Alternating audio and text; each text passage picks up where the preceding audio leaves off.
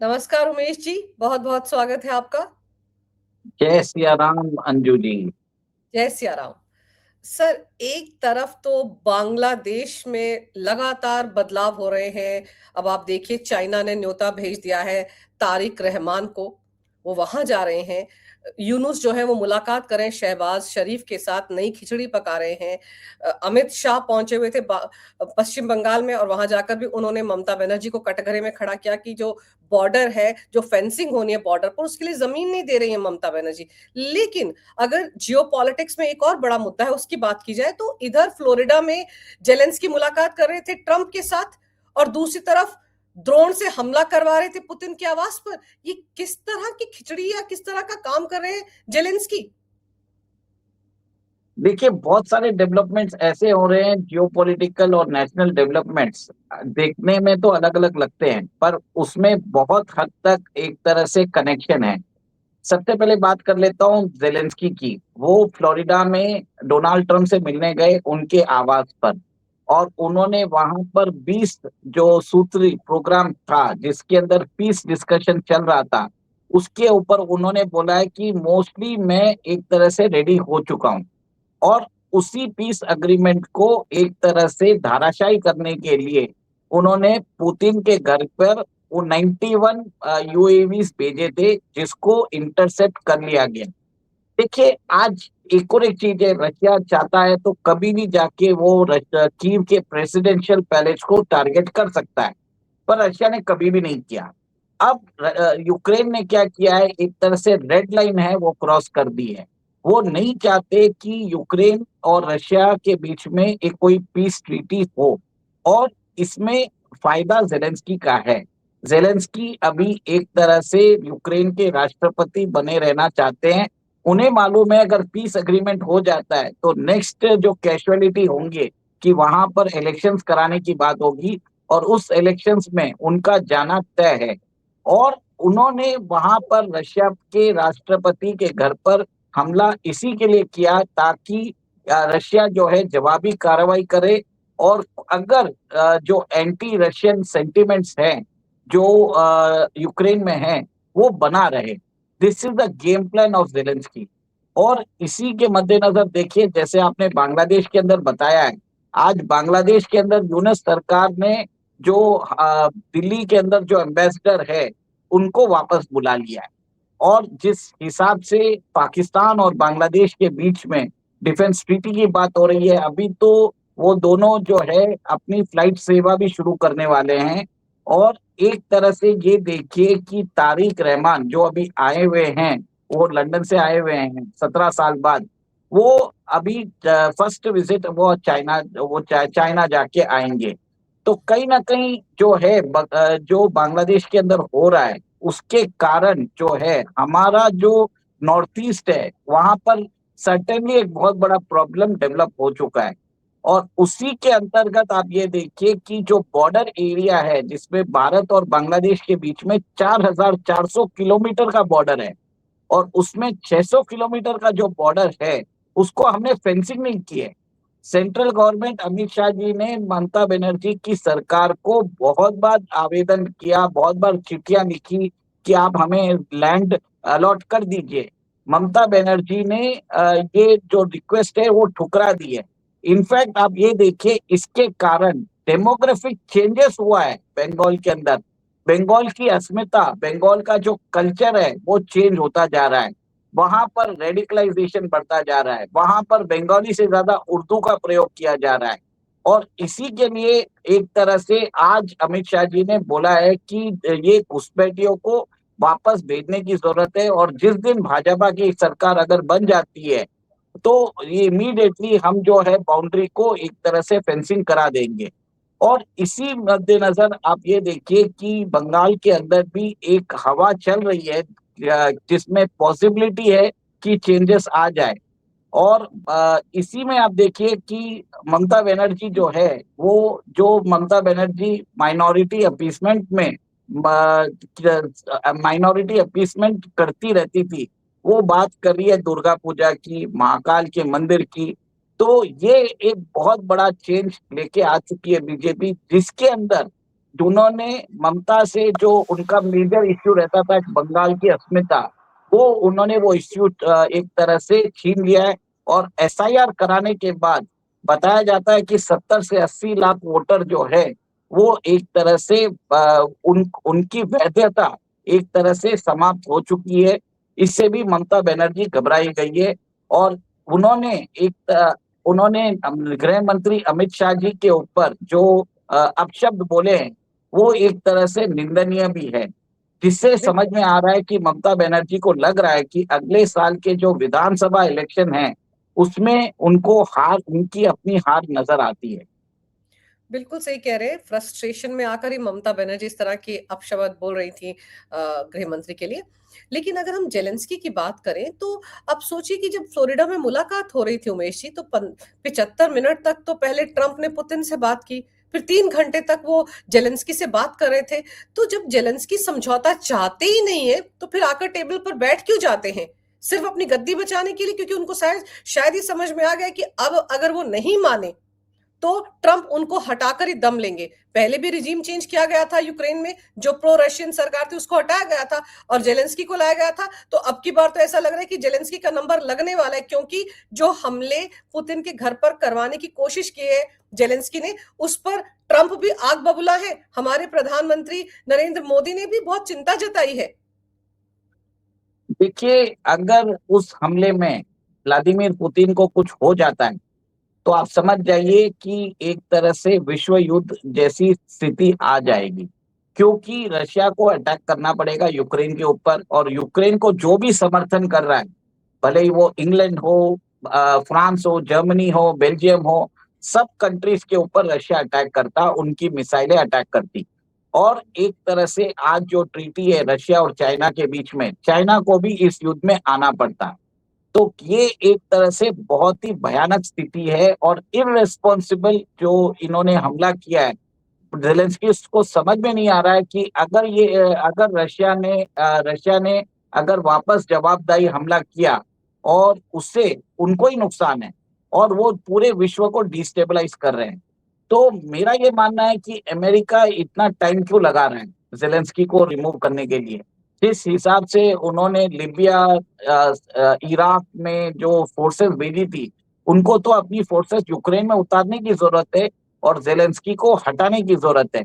European union जो Zelensky को support कर रहा है, उनको भी एक तरह से मेरा मानना है कि डोनाल्ड ट्रंप उनको कंट्रोल नहीं कर पा रहे हैं।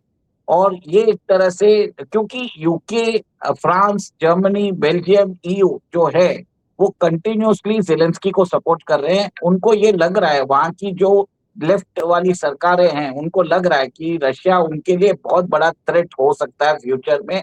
जबकि रशिया कभी नहीं चाहता है कि वो अपनी बाउंड्री को एक्सपेंड करे। रशिया ने यूक्रेन के ऊपर भी इसके लिए हमला किया, क्योंकि यूक्रेन जो है नेटो में ज्वाइन कर रहा था। और अगर नेटो में ज्वाइन करता है तो नेटो की मिसाइल जो है मॉस्को से कुछ किलोमीटर दूर हो जाएगी। रशिया ने अपनी सुरक्षा के लिए एक तरह से ये वॉर चालू किया और इसके लिए उन्होंने लुहांस्क और डॉनबास, ज़ेपोरिज़िया, खेरसोन और क्रीमिया को उन्होंने अपने अंदर ले लिया है। अभी भी वो बोल रहे हैं, देखिए पुतिन ने बोल दिया है कि अगर अगर ज़ेलेंस्की कोऑपरेट करते हैं तो यूक्रेन के रीडेवलपमेंट में वो बहुत बड़ा सहायक हो सकते हैं। इनफैक्ट आप ये देखिए कि अमेरिका जो है वो चाहता है कि ये युद्ध एक तरह से जल्दी खत्म हो जाए। पर हम्म। जो सबसे बड़ा प्रॉब्लम है यूरोपियन यूनियन का है, और वहां पर जितनी भी ये वामपंथी समर्थित सरकार है, विचारधारा वाली सरकारें हैं, वो नहीं चाहते ये युद्ध खत्म हो। सबसे बड़ा प्रॉब्लम वहां पर आ चुका है। और ये भी देखिए कि वो बोल रहे हैं कि 90 टू 95% जो पीस प्रपोजल्स है उसके ऊपर हमारी सहमति हो गई है। उसके बावजूद ये एक तरह से पीठ में छुरा घोंपने वाली काम किया है ज़ेलेंस्की ने। और विश्व शांति के लिए सबसे पहले ज़ेलेंस्की को रिमूव करने की जरूरत है, ये मेरा मानना है। लेकिन उमेश जी, डोनाल्ड ट्रंप लगातार कोशिश कर रहे हैं। देखिए उनकी कोशिशें नजर भी आती हैं। अलास्का में मुलाकात की उन्होंने पुतिन के साथ इसी वॉर को रुकवाने के लिए। अभी भी वो लगातार चर्चा कर रहे हैं और जेलेंस्की बिल्कुल जोकर वाला काम ही कर रहा है। तो जेलेंस्की को आखिर कौन भड़का रहा है आपके हिसाब से? यूरोपियन यूनियन या बेल्जियम, फ्रांस और यूके, ये लोग भड़का रहे हैं इसको, क्योंकि वो तो कतई नहीं चाहते कि ये युद्ध खत्म हो। तो यानी कि इस वक्त उन्हीं के बीच में टसल शुरू हो चुकी है। देखिए, ये जो यूरोपियन यूनियन है उसके अंदर भी डिविजन्स आ गए हैं। कंट्रीज जैसी हंगरी है और बाकी कंट्रीज जो है ईस्टर्न यूरोपियन ब्लॉक है, वो रशिया को समर्थन करते हैं। पर जो ये फ्रांस, जर्मनी और ब्रिटेन और पोलैंड और ये बेल्जियम जैसी कुछ कंट्रीज है जिनके पास पावर है, वो चाहते हैं कि वॉर चलता रहे, क्योंकि यूरोप जो है एक तरह से मार्जिनलाइज हो चुका है। आज आपको याद होगा कि 25 साल पहले यूरो करेंसी का एक तरह से जन्म हुआ था, और वहां पर पूरे यूरोप के 27 नेशंस में यूरो करेंसी यूज हो रहा है। एक टाइम तो ऐसा था कि यूरो को बोला जाता था कि वो डॉलर को अदपस्त कर देगा as a world reserve currency. But कुछ 10 साल के अंदर, आज से 10 साल के अंदर पूरा गेम ही बदल चुका है। डॉलर जो है वो एक तरह से स्ट्रांग हो चुका है, और आज अमेरिकन इकोनॉमी जो है वो $30 ट्रिलियन की है, और वो डबल है साइज यूरोप की। जो जीडीपी है उससे डबल साइज में है। और ये एक तरह से यूरोप जो है वो अपना जो वर्चस्व है वो बना के रखना चाहता है, वो अपना रेलेवेंस दिखाना चाहता है। और अगर यूक्रेन युद्ध बंद हो जाता है तो यूरोप का जो रेलेवेंस है वो खत्म जैसा हो जाएगा, जिससे यूरोपियन यूनियन टूट सकता है, यूरो करेंसी कोलैप्स हो सकती है। क्योंकि यूरोजोन के अंदर उनकी खुद की इकोनॉमी की हालत खराब है। फ्रांस का जो डेट टू जीडीपी है वो 120% पहुंच चुका है। फ्रांस भी आईएमएफ को अप्रोच करने वाला है एड के लिए। तो ये एक तरह से वहां पर भी एक तरह से कंपल्शन है वॉर करने के लिए, चॉइस नहीं है उनके पास। वो एक तरह से फंस चुके हैं और उनको इसके अंदर कोई रास्ता नजर नहीं आ रहा। पर उमेश जी, अब जब रशिया कार्रवाई करेगा, रशिया चुप तो बैठेगा नहीं, क्योंकि अब तो वो कहते हैं ना कि मधुमक्खियों के छत्ते में हाथ दे दिया है जेलेंस्की ने। ये जो लाइन क्रॉस किए, इसका खामियाजा तो भुगतना पड़ेगा। और जब खामियाजा भुगतेगा तो आप सोचिए कैसे रोना गाना शुरू हो जाएगा कि निर्दोष लोगों को मारा जा रहा है। तो जेलेंस्की की चाल तब कामयाब होगी जब रशिया रिएक्ट करेगा। और रशिया रिएक्ट करने बिना रहेगा क्या, आपको लगता है ऐसा? रशिया तो इसके ऊपर कार्रवाई जरूर करेगा, पर वो मेरा ये मानना है कि वो कीव के प्रेसिडेंशियल पैलेस पे हमला नहीं करेगा। क्योंकि रशिया जानता है कि जैसे ही हमला करेगा तो यूक्रेन का जो ये प्रेसिडेंट है जेलेंस्की, वो अपने आप को एक तरह से मार्टर साबित कर देगा और उसको ज्यादा सपोर्ट मिलेगा। रशिया चाहता है कि जेलेंस्की को इनरिलेवेंट कर दिया जाए। तो ये जो बेसिकली जो टसल है, it is between Zelensky and Putin. इन्होंने के और पुतिन चाहते हैं जेलेंस्की को एक तरह से शर्मिंदा होके निकाला जाए, और जेलेंस्की नहीं चाहते कि उनकी लेगेसी को कुछ हो। अब ये एक तरह से नाक की सवाल हो गई है, और रशिया पक्का अटैक करेगा, और वो क्रिटिकल सेक्टर्स पे अटैक करेगा जहां पर अगर वेस्टर्न एजेंसीज ने अपने हथियार स्टोर किए हैं या कुछ किए हैं, वहां पर अटैक करने वाला है। क्रिटिकल मिलिट्री इंस्टॉलेशंस पे अटैक करके बहुत ही भयानक हमला करने वाला है, क्योंकि रेड लाइन क्रॉस कर दी है। पुतिन के घर पे हमला करना में एक तरह से आप एक तरह से शेर को जगा रहे हो। अब ये जो शेर है ये जाग चुका है, अब ये क्या करेगा हमें भी नहीं मालूम। क्योंकि nobody can predict Russia. Russia के बारे में एक चीज है कि उनके जो मूव्स है, nobody can predict, nobody can guess also, क्योंकि रशिया बहुत स्लोली स्टेडीली काम करता है। हमारे प्रधानमंत्री ने भी बाकायदा पोस्ट की है, ट्वीट पर बड़ी चिंता जताई है, सीरियसली उस पर कंसर्न दिखाया है। और जनवरी में ये माना जा रहा है कि भारत आने के लिए बड़ा उतावला है जेलेंस्की। अब ऐसे हालात में आपको लगता है जेलेंस्की भारत आ पाएंगे? और अगर आएंगे तो पीएम मोदी किस तरह से रिएक्ट करेंगे? देखिए, प्राइम मिनिस्टर मोदी ने क्लियर कट बोल दिया है कि उन्होंने क्लियर कट निंदा की है इस अटैक की। तो कहीं ना कहीं एक्नॉलेज किया है कि अटैक हुआ है, जिसको डिनाई कर रहा है जेलेंस्की। जेलेंस्की बोल रहा है कि ये जो कहानी है रशिया ने मनगढ़ंत कहानी बनाई है। और प्रधानमंत्री ने अगर निंदा की है, प्रधानमंत्री ने निंदा की है, तो इसका मतलब है उन्होंने यूक्रेन की निंदा की है, और उन्होंने बोला आपका क्लेम झूठा है। और मेरा मानना है कि इसके बाद जेलेंस्की का भारत आना मुश्किल लग रहा है, क्योंकि भारत उनको होस्ट करने के लिए मेरे ख्याल से राजी नहीं है। बट अगर आपके घर में अगर कोई खुद आना चाहता है, बिन बुलाए आना चाहता है, आप कुछ नहीं कर सकते हो, आपको उनको होस्ट करना ही पड़ेगा। तो भारत सरकार जो है जेलेंस्की को तहे दिल से होस्ट नहीं करेगी, पर अगर कोई आपके घर पे आ जाता है तो then they will have to host him compulsively. और एक तरह से भारत सरकार वहां पर एक ऑप्टिक्स के हिसाब से बता भी सकती है, एक स्टर्न मैसेज दे सकती है कि आप ये जो कर रहे हो, जो आप डबल स्पीकिंग कर रहे हो, ये एक तरह से इसको हम एक तरह से कंडेम करते हैं, और आप इमीडिएटली एक पीस ट्रीटी पे साइन करिए जो डोनाल्ड ट्रंप कर रहे हैं।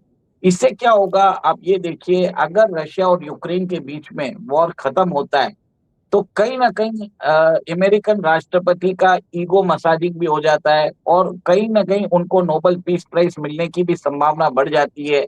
और भारत के ऊपर उन्होंने जो सैंक्शंस लगा के रखे हैं गुस्से में, क्योंकि हमने क्रेडिट नहीं दिया, वो भी हट जाएंगे। क्योंकि एक ऐसा कंट्री है भारत जो अमेरिका और रशिया दोनों के साथ दोस्ती निभा सकता है खुले दिल से। भारत के प्रधानमंत्री का ट्रंप के साथ भी अच्छे संबंध है, और पुतिन के साथ तो विश्व में सब लोगों ने देख लिया कि कैसे पुतिन कितना मानते हैं प्रधानमंत्री मोदी को। और इस ये जो तिकड़ी है, ये वर्ल्ड ये नहीं चाहता है कि रशिया, इंडिया और अमेरिका का एक अलायंस बने। ये भी उनको एक तरह से खतरा नजर आ रहा है। और इसमें सबसे बड़े जो नेशंस है जो प्रॉब्लम क्रिएट कर रहे हैं वो यूरोपियन यूनियन है और चाइना। अगर दूसरी तरफ हम बांग्लादेश की बात करें तो अभी भी खबर आई है कि एक तीसरे हिंदू की भी वहां पर लिंचिंग की गई है। वहां पर जिस तरह की हिंसा हिंदुओं के खिलाफ चल रही है वो कम नहीं हो रही है। और यूनुस ने अभी जो भारत में उनके एम्बेसडर हैं उनको वापस भी बुलाया है। क्या लगता है आपको, क्या खिचड़ी पक रही होगी वहां पर, क्या करना चाहते हैं यूनुस? देखिए, 3-4 दिन पहले उन्होंने भारत से इल्तिजा की थी कि आप हमें चावल भेजिए। वो चावल ले रहे थे पाकिस्तान से $40 से ऊपर देख के, और वो भी चावल उनका बरोबर नहीं था। अब वो भारत से चावल की बात कर रहे हैं, 50,000 टन उन्होंने एक तरह से आग्रह किया है। और सबसे बड़ी बात यह है कि क्या वो भारत के साथ अपने डिप्लोमेटिक संबंध खत्म करना चाहते हैं या उसको रीसेट करना चाहते हैं, ये देखने वाली बात है। क्योंकि यूनस का कोई भरोसा नहीं है। और सेकेंड, जेलेंस्की के जैसे यूनस भी सत्ता पर काबिज रहना चाहते हैं, वो इलेक्शंस होने देना नहीं चाहते। अब इसी के लिए वो हिंदुओं की लिंचिंग कर रहे हैं, ताकि भारतीय सरकार पर दबाव पड़े कि बांग्लादेश के ऊपर कोई एक्शन ले, और नया जैसे यूक्रेन रशिया जैसे युद्ध जैसी स्थिति है वो बांग्लादेश और भारत के बीच में हो जाए। ये यूनस की मंशा है। पर भारत ने बहुत ही एक तरह से स्ट्रांगली रिएक्ट नहीं किया अभी तक। भारत के जो फॉरेन मिनिस्टर है उन्होंने सिर्फ एडवाइजरी इश्यू की है। बट कहीं ना कहीं आप ये देखिए अंजू जी, कि जो भारत ने जो बांग्लादेश पॉलिसी जो अपनाई थी, जिसमें हमने पूरे हमारा जो समर्थन है शेख हसीना को दिया था, इससे हमारी स्थिति खराब ही हुई है। भारत को एक तरह से विश्व स्तरीय अगर आप विश्व गुरु बनना है तो आपको हिंदुओं की बात करनी पड़ेगी, स्ट्रॉन्ग आपको बातचीत लैंग्वेज यूज करनी पड़ेगी। आप $10 बिलियन दे रहे हो एड टू बांग्लादेश, $5 बिलियन आप उनको लाइन ऑफ क्रेडिट दे रहे हो, आप उनको कपास दे रहे हो, आप उनको धागा दे रहे हो, आप उनको पानी दे रहे हो, फिर बाद में चावल दे रहे हो, बिजली प्याज दे रहे दे हो। रहे हो, बिजली दे रहे हो। आपके सर्वाइवल, बांग्लादेश का सर्वाइवल आपके भारत के द्वारा ही है। और इसी में भारत को अपना लेवरेज यूज करना चाहिए। अब जो है आर्म ट्विस्टिंग टैक्टिक्स की जरूरत है। जब तक आप शक्ति प्रदर्शन नहीं करोगे डिप्लोमेसी में, तब तक आपको सीरियसली कोई लेने वाला नहीं है। जो भारत ने जो सीरियसनेस दिखाया था मालदीव के चलते, वो सिमिलर चीज बांग्लादेश को दिखाने की जरूरत है। और यूनेस को वहां पर सिचुएशन ऐसे क्रिएट करने की जरूरत है कि वहां की जो जनता है वो खुद यूनेस को उठा के बाहर फेंके। भारत सरकार को ऐसी सिचुएशन लेने की जरूरत है, और अगर हो सके तो डायरेक्ट इंटरफियरेंस भी करने की जरूरत हो सके, तो we should be doing that, क्योंकि हमारे स्ट्रेटेजिक इंटरेस्ट है उसमें। Indian Ocean region is the backyard of Bharat. इसके अंदर आप अलाउ नहीं कर सकते कि चाइना, अमेरिका, टर्की और पाकिस्तान वहां पर आके भारत को एक तरह से ट्रबल कर सके। तो कहीं ना कहीं we should be taking strong action. हमें एक तरह से हमने बहुत सॉफ्ट लिया है बांग्लादेश को, but right now the time has come कि बांग्लादेश को समझाने की जरूरत है। और कहीं ना कहीं भारत जो है, अब उन्होंने अपना जो ईस्टर्न सेक्टर है वहां पर फोर्टिफिकेशन कर दिया है, 4 नए मिलिट्री गैरिसन बनाए हैं। और कहीं ना कहीं मेरा ये मानना है कि कुछ ना कुछ भारत को करना पड़ेगा इन सपोर्ट ऑफ शेख हसीना, ताकि शेख हसीना बांग्लादेश के इलेक्शन में कंटेस्ट कर सके। और नहीं तो भारत को तो एक तरह से डी रिकग्नाइज ही कर देना चाहिए, बाउंड्री पूरी करके बांग्लादेश के साथ सारे संबंध एक तरह से तोड़ देने चाहिए। This would be the best thing we can do. जो पाकिस्तान के साथ हमने किया है, similar economic measures have to be initiated against Bangladesh. बिल्कुल सही कह रहे हैं आप, क्योंकि देखिए ना वहां पर पाकिस्तान के प्रधानमंत्री शहबाज शरीफ भी पहुंचे हुए थे, कोई ना कोई खिचड़ी तो वहां भी पक रही है। फिर ये जो बीएनपी का नेता तारिक रहमान आया जो चाइना जा रहा है, वो भी तो एक खतरनाक सिग्नल है भारत के लिए, यानी कि वो चाइना की भाषा बोलेगा और यूनुस जो है वो अमेरिका का गुर्गा बनकर बैठा हुआ है। और वहां पर जो एक नेशनल सिटीजन पार्टी है यूथ लोगों की, उसमें जो 2 नेता मरवाए गए हैं उनके पीछे भी यूनुस का हाथ हो सकता है ना, क्योंकि सबसे पहले यूनुस ने भारत पर उंगली उठाई थी। अभी तो एक दिन पहले ये रागल आपा है कि मेघालय भाग गए वो दोनों हत्यारे जिन्होंने हादी को मारा था। तो ये सारी बातें जो यूनुस कर रहे हैं, इससे साफ लग रहा है कि कहीं फंस गए हैं वो, और अब वो चाहते हैं कि गद्दे से चिपके रहे और इलेक्शन ना हो। ये तो यूनेस का बहुत बड़ा प्लान है, वो भी जेलेंस्की के जैसे गद्दी पर चिपकना चाहते हैं और अमेरिका के गले की हड्डी बन चुके हैं। ना तो अमेरिका उनको उगल सकता है ना निगल सकता है। अब कहीं ना कहीं आप ये देखिए, यूनेस अपनी लॉन्जिविटी करना चाहते हैं, वो नहीं चाहते फरवरी 12 2026 को बांग्लादेश के अंदर इलेक्शन हो। भारत चाहता है, भारत को लग रहा है कि तारिक रहमान जो है वो उनकी बात कर लेगा। पर मेरा ये मानना है कि जिस हिसाब से स्ट्रेटेजिक सिग्नलिंग दी है तारिक रहमान ने चाइना विजिट करके, वो प्रो भारत तो होने वाले नहीं है, वो प्रो चाइना ही होने वाले हैं या प्रो पाकिस्तान ही होने वाले हैं। और इनफैक्ट इनके ऊपर तो इल्जाम भी है कि इन्होंने टेररिज्म फैलाया है बांग्लादेश के अंदर, शेख हसीना पे एक तरह से हमला भी कराया है, और previously he was involve in illegal arms dealing as well. तो ये मैं एक तरह से इंटरनेशनल स्मगलर रह चुका है, जिसको आज सपोर्ट मिल रहा है क्योंकि उनकी माताजी का देहांत हो गया है। और पॉसिबिलिटी ये है कि शेख हसीना को कंटेस्ट करने नहीं दिया जा रहा है ताकि वो बन सके। कहीं ना कहीं वो, आप ये देखिए कि ये जो तारिक रहमान है वो भी भारत के लिए प्रॉब्लम ही क्रिएट करेगा। हाँ, प्लस लेस प्रॉब्लम क्रिएट करेगा। इसमें क्या होगा, तारिक रहमान के आने से एटलीस्ट हिंदुओं पे जो हमले हैं वो धीरे धीरे बंद हो जाएंगे। और कहीं ना कहीं वहां पर लॉ एंड ऑर्डर की बात करेंगे, क्योंकि वो एडमिनिस्ट्रेशन करना चाहेंगे। वो यूनेस के राज में तो ऐसा है कि अंधेर नगरी चौपट राजा जैसा हो चुका है। बांग्लादेश की इकोनॉमी का बेड़ा गर्क हो चुका है, क्योंकि उनके एक्सपोर्ट्स एक तरह से कम हो चुके हैं, एम्प्लॉयमेंट अपॉर्चुनिटीज नहीं है, और कहीं ना कहीं उनकी बैंकिंग सिस्टम भी कोलैप्स पे है। वो एक्सटर्नल एड पे आज जिंदा है। और तारिक रहमान के लिए बहुत बड़े चैलेंजेस होने वाले हैं। एटलीस्ट वो गवर्नेंस पे ध्यान देंगे कुछ महीनों के लिए। चलिए देखते हैं कि ऊंट किस करवट बैठता है बांग्लादेश में। लेकिन इतना जरूर है कि जेलेंस्की ने जो हरकत की है पुतिन के साथ, उसको लेकर डोनाल्ड ट्रंप भी आग बबूला है और हमारे प्रधानमंत्री ने भी उसकी सख्त शब्दों में निंदा की है। तो जेलेंस्की कैसे रिएक्ट करते हैं, क्या उनको गद्दी से उतारा जाता है ट्रंप द्वारा, क्या उनके खिलाफ वहां पर कोई नई रिजीम चेंज की थ्योरी घड़ी जाती है, और पुतिन अगले 24 घंटे में कैसे रिएक्ट करेंगे इसको लेकर, ये भी देखने वाली बात है। लेकिन आपने सर समय निकाला, बहुत ही विस्तार से इस विषय पर बड़ी ही अहम जानकारी मेरे दर्शकों को दी। आपका बहुत बहुत धन्यवाद। नमस्कार। भारत माता की जय। वंदे मातरम। जय सिया राम। जय सिया राम अंजू जी।